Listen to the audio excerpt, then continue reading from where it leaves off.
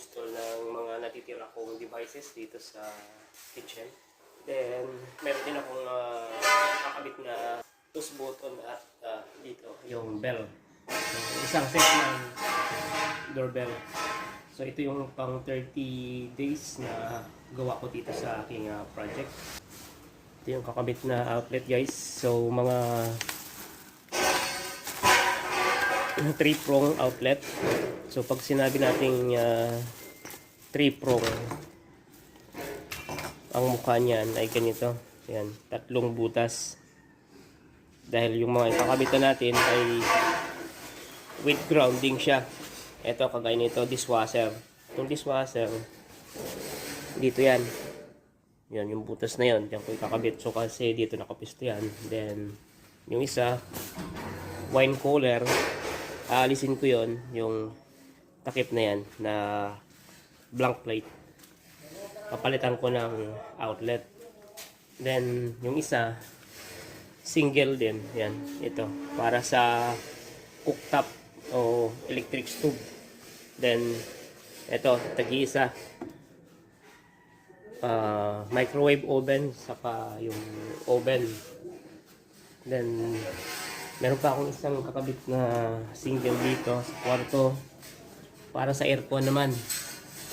Ayun, nandun sa dulo. Then, meron din akong ikakabit na weatherproof mamaya outlet. Ito. Yan. Panasonic brand. So, yung mga brand ng ating gawa dito, guys, na mga outlet ay Panasonic. So, may mga duplex din ako na ilalagay. Yan, para doon sa may CCTV. Yan, saksakan ng CCTV niya. At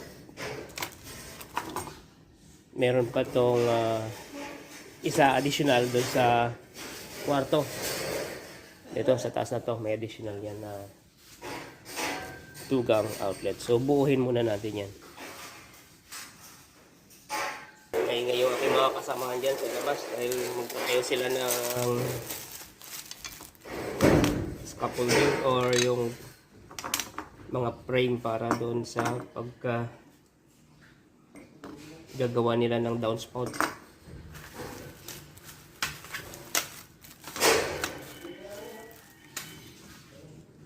So guys, napakadali lang ng pagka-salpak nito, no? May mga paa o may mga lock yan. Then ito naman may mga slot. So doon lang yan natin sinisingit sa slot. Itong mga to. So 4 yan dito sa mga slot. Unahin natin yung kabila paglagay. So bali ito yung grounding always nasa kanan yan. Yung to nasa kanan palagi kasi yung pangalan makikita mo naman nandun sa taas.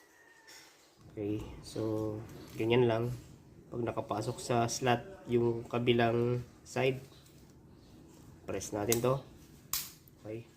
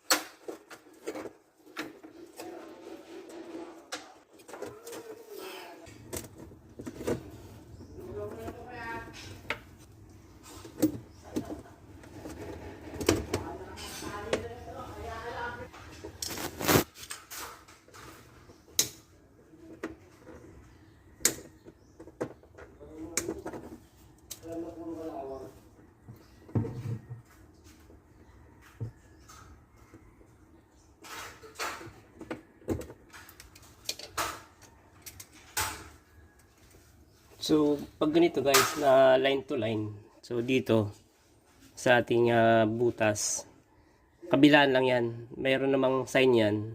Yung isa L, yung isa N. Ibig sabihin, live and neutral. Ito. Dito isa, dito isa. So, line to line tayo dito. Paras na may power. Yung isa doon, isa dito. Then, kung ito naman kabila kasi, slot naman yan para papunta naman sa kabilang supply kung mayroon pang additional. Pero kalimitan kasi pag ganitong single ay wala nang kasama tong mga ikakabit na outlet. Solo lang sila. So, dito lang yan. Pwedeng dito, pwedeng dito, pwedeng doon, pwedeng doon. Basta sa kabilaan na yan. Huwag lang dito kasi ito konektado. Pag dito mo kinabit yan, pag on mo ng breaker, shorted yan. Magti-trip yung breaker mo kasi shorted siya.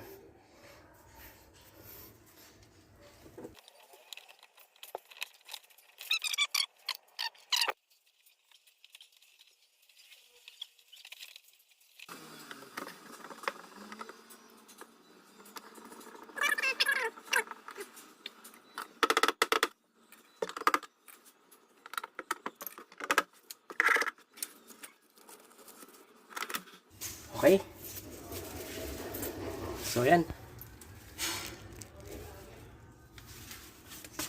So, sunod na natin yung iba. Then, mamaya, update na lang natin yung kaganapan.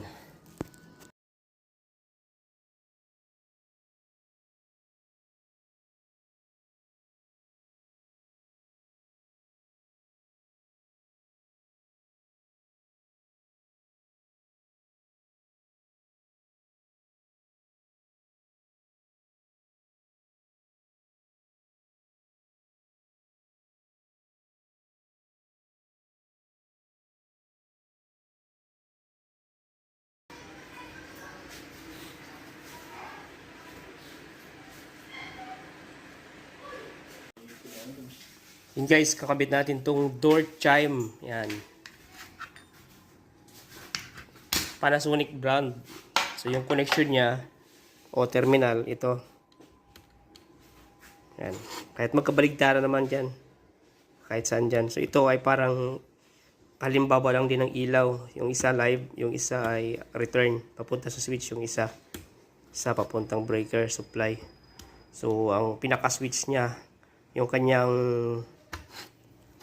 push button doon sa makikita sa, syempre, doon sa gilid ng gate.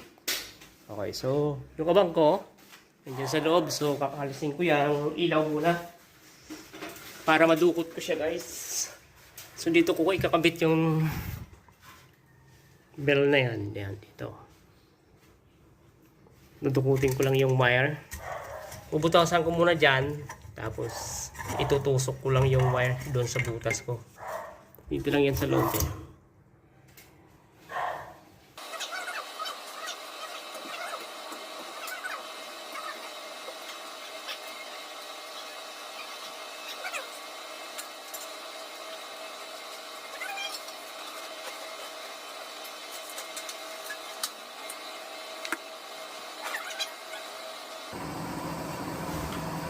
So yun guys, dito lang natin lulusot yung wire o yan.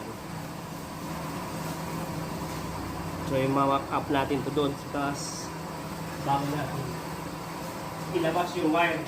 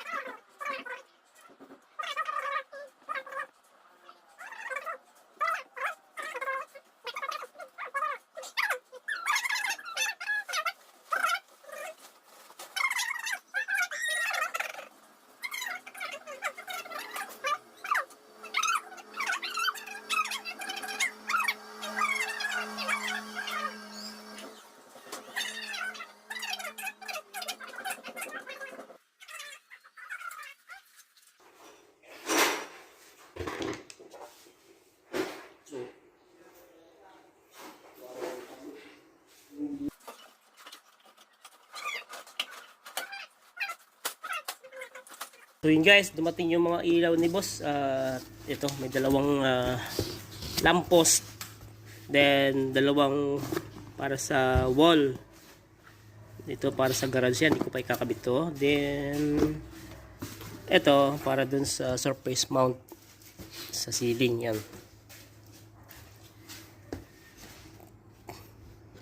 So try natin kabit to. Kung anong magiging mukha niya. Ayan. Sa tuktok ng poste. Sa labas. Ayan. Ha? Balik mo yung plastic. Papaplastikan natin para protection sa pintura at sa mga alikabok. Mamaya pag naikabit natin, babalik pa rin natin yung plastic. Yan. So ito ay weatherproof. Double protection siya guys. So dito na agad yung wire niya. So pag nabusted siguro ito, disposable na siya. Or pwede rin dalhin to sa sa service center. Baka may service center ito. Sige, kabit muna natin to. Masubukan natin kung anong magiging mukha niya. Ito yung kanyang pinaka bracket. So i-mount to doon sa tuktok ng poste. Then pag na-mount siya, magiging ganyan yan eh. Yan. Tapos ito may screw dito sa gilid. I-screwan dito para mag-lock. So ganoon lang kasimple ang pagkabit nito. Yan. Ito pagkatapos na i-mount to sa concrete. Yan, itutoks yan. So isosaklob na to, ilaw. Tapos i-screw kabilaan. Yan, kapag na-splice mo na to, i-screw na dito. So ganoon lang. Ito yung kanyang screw. Kanyang toks. And guys, naka-install na yung ating dalawang wall lamp. Yun, ang cute, nandun sa tuktok. Naglalako ng Pinoy balot. Pailawin natin guys. Yun. Warm white siya. Ayan. So yun ang ating nagawa sa maghapon guys. At bukas, yung naman natitira natin ay wall lamp. Then ito, dalawang surface mounted na ilaw. So yung sa grahe, hindi pa natin may kakabit yan dahil wala pa siyang bubong. So yan guys, dito na lang yan kakabit yung wall lamp po. Yan. Tapos dyan. Tapos dito yung isang surface mount na ilaw. Tapos doon. So yung para sa IBS natin, walang available doon sa binilhan ng ating contractor. Kaya hindi niya nabili. Ayan, naiwan siya. So dito, hindi pa natin makakabit yung mga LED tube kasi nga wala pa siyang bubong. So yun lang guys. Maraming salamat sa inyong patuloy na pagsuporta sa aking channel.